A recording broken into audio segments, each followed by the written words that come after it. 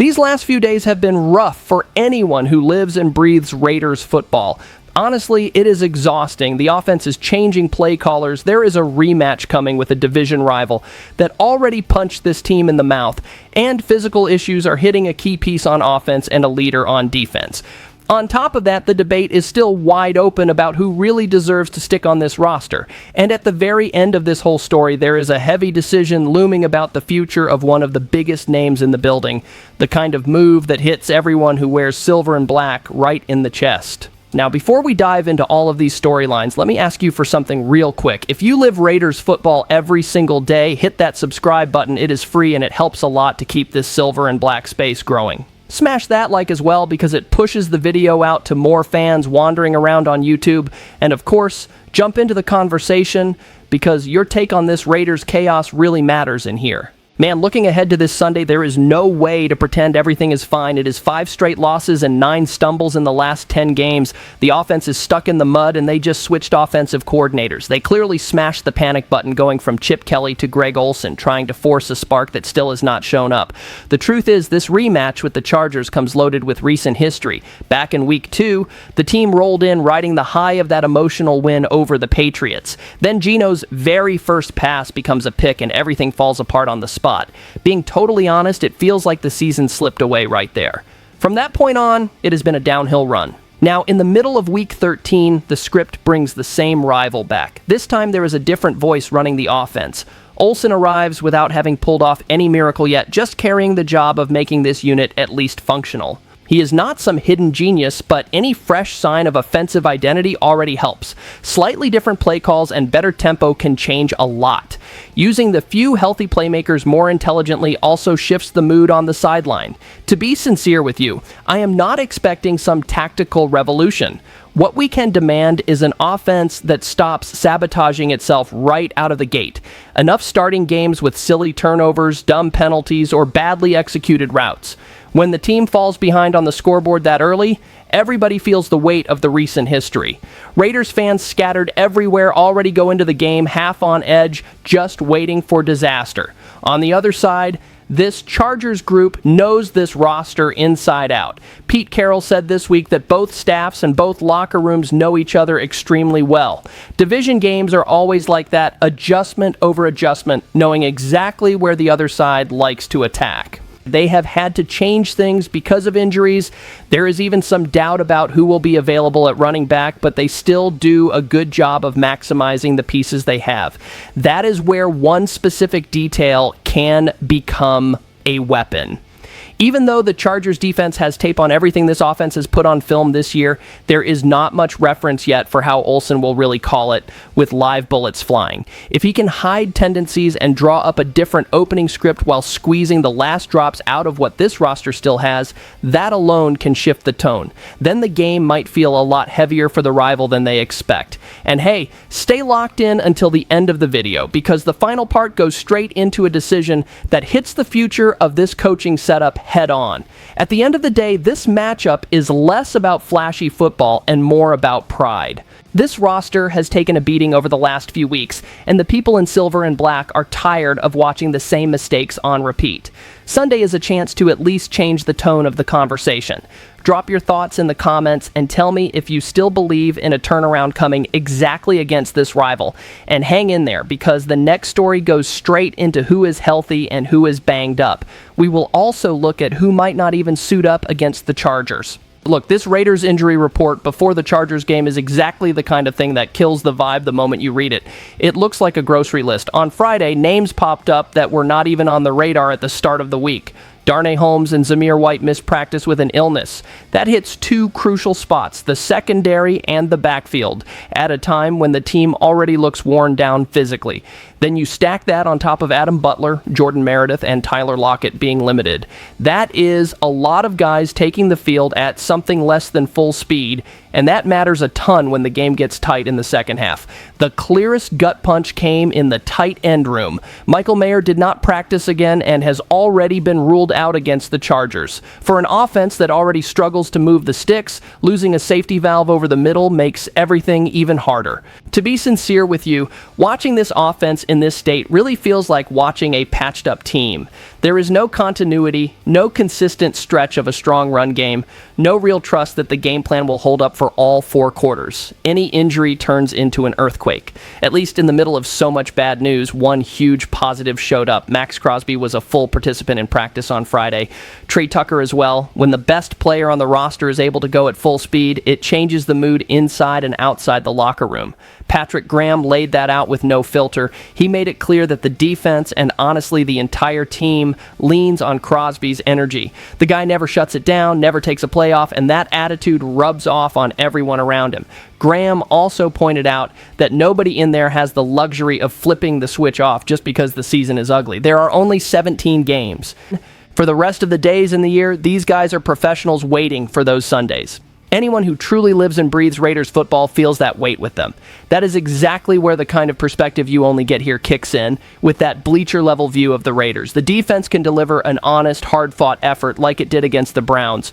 But if the offense does not hold up its end facing Justin Herbert and that Chargers attack, the rope is going to snap on the same side as always. Without Mayer and with guys sick, plus half the roster physically limited, the margin for error becomes tiny. The secondary loses depth, the run game loses its rotation, and the passing game loses a security option on third down. All of that against a quarterback who punishes every little mistake. For everyone in silver and black, this feels like a straight toughness test. It is looking at this matchup and asking whether the team still has enough pride to compete for all 4 quarters, even with so many guys banged up. Man, it is exhausting watching that many players constantly moving on and off the injury report. In the end, this showdown with the Chargers is not just another week on the schedule. It is a measuring stick for how much this roster is still willing to fight alongside Crosby, the staff, and this silver and black fan base, even with the tide completely against them. And hold on to that energy, because the next story jumps straight into how this team plans to play a different brand of football against a rival that already knows them so well. Honestly, this third look at the Chargers matchup hits a deeper nerve. It is not just another bad game. It feels like the whole team is stuck in a way of playing that simply does not work anymore. The numbers are brutal. 5 straight losses and 9 defeats in the last 10 games. A roster that, after a massive offseason shakeup, somehow looks worse than that 4-13 group from last year. The promise was a serious rebuild, but what we are actually seeing on the field is a team jammed up and without a clear identity. The worst part is that you cannot just dump everything on the coordinators. Swapping Chip Kelly for Greg Olsen shows the staff is trying to jolt the offense, sure, but the problem is also about personnel. An offensive line that cannot quite click, thin depth at a few key spots, and very little room to shuffle things around at this stage of the season. To be sincere with you, this whole "we will tweak the game plan and fix it" talk does not solve it by itself. The line still needs time to gel, which is tough when the pressure to win is squeezing everyone. Every snap feels like a final exam, and every mistake becomes a full-on storyline for the entire week. On the other sideline, there is a Chargers team that is far from perfect, but still walks in as the favorite. Tyler Sullivan from CBS went through the entire slate of games and basically said he has zero confidence in where the Raiders are right now. He points to the ugly streak, to the defense grinding when it can, and to an offense that just does not keep up. He also points out that this Chargers team is not bulletproof. Without left tackle Joe Alt, Justin Herbert's protection has taken a hit. His yards per attempt have dipped, the interceptions have gone up, and the offense has lost some of that automatic shine. When the protection breaks down, even a star quarterback feels it. That is where the real chance for this different game plan against a familiar rival shows up. This defense has a pass rush led by Max Crosby that can wreck the pocket, shrink Herbert's reads, and force mistakes. If they can turn this into an ugly, grinded-out kind of game where every third down is a war, Las Vegas can at least keep the score respectable. The most logical path is attacking that weakness all night. Well-timed blitzes, disguised coverages, and a ton of discipline to avoid giving up free explosives. On offense, the idea is simple. Safer calls early, a committed run game, and quick throws to keep their own offensive line from getting exposed. Anyone who lives and breathes Raiders football every day knows this is not about believing in a miracle. It is about demanding some pride. Even if every media pick on the planet calls for another loss, you can still demand a team that bites on every snap and refuses to let go.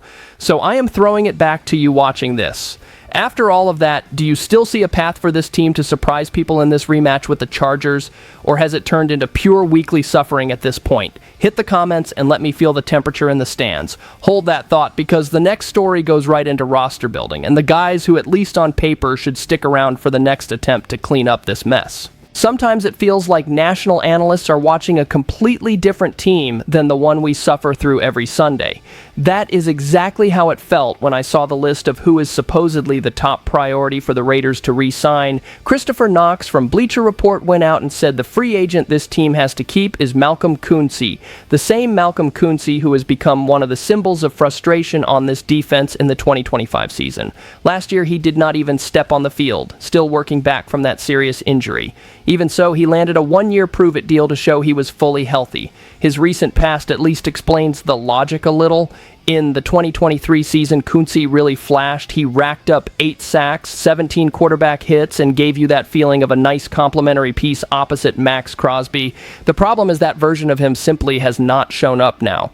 In 2025, he has 2 sacks, a few rare flashes, and almost no impact against the run. To be sincere with you, making this guy the absolute top re-signing priority just does not track. You can absolutely talk about bringing him back, but only on a much smaller deal, money that fits who he is right now. At this point, he is, at best, a rotational bet. He is not the name you circle in red on the general manager's whiteboard, and that is where the point that Raider Nation sees a mile away comes in. If we are talking about priorities, the obvious name is Eric Stokes. He signed a one-year deal and, without much debate, became the best defensive back on the roster. He covers deep well, has legit recovery speed, and brought stability to a position group that had been a constant emergency. When your entire team is spinning its wheels, you cannot afford to fumble the bag with the guys who are actually producing. A solid corner is gold, especially on a team that struggles so much on third down. Stokes deserves to be treated like a cornerstone, not some afterthought at the end of a list. He is the kind of player who helps steady everything around him, including the confidence of the front seven. Even the same piece that praises Kuense admits that the overall roster has been a disappointment. Even with talents like Max Crosby, Ashton Jeanty, and Brock Bowers on the field, the collective just does not work. In a situation like that, you have to sort out who is a real part of the solution and who is just a memory of one good season a while back. There is another angle that makes this even more frustrating. Patrick Graham, talking about the Chargers' top receiver, highlighted how skilled and smart the guy is. He said the receiver can line up anywhere outside at Z, at X, or in the slot. He even helps as a chip blocker when they need it. In other words, the entire league is loaded with matchup nightmares, and you are thinking about letting go of the corner who has actually held things together on the back end. That will drive any fan insane. This is the moment when that Bleacher View analysis helps fix the spreadsheet view. Watching from the outside but living this team day after day, you can see that keeping Kuense can make sense. It just has to be at the right price. Putting him up as the name of the offseason is pushing it way too far. Hold on to that thought, because in the next part, the conversation leaves the re-sign list and goes straight into the future of the man running this whole operation in Las Vegas. With the way things are going in Las Vegas, this conversation about the future of the head coach is impossible to dodge. That 2-9 record speaks for itself. When a team that just went through this much change keeps stumbling like this, the bill inevitably lands in the head coach's lap. This season was supposed to be the start of a new era. New head coach, new general manager, and a new offensive mind. Plus, a quarterback pick to drive this project. Instead of progress, what we are seeing is a team that has gone backwards. It feels like a year thrown away, and that hits hard for everybody who has been wearing silver and black for a long time. The toughest part is that Pete Carroll's whole message about being competitive every week has not shown up on the field.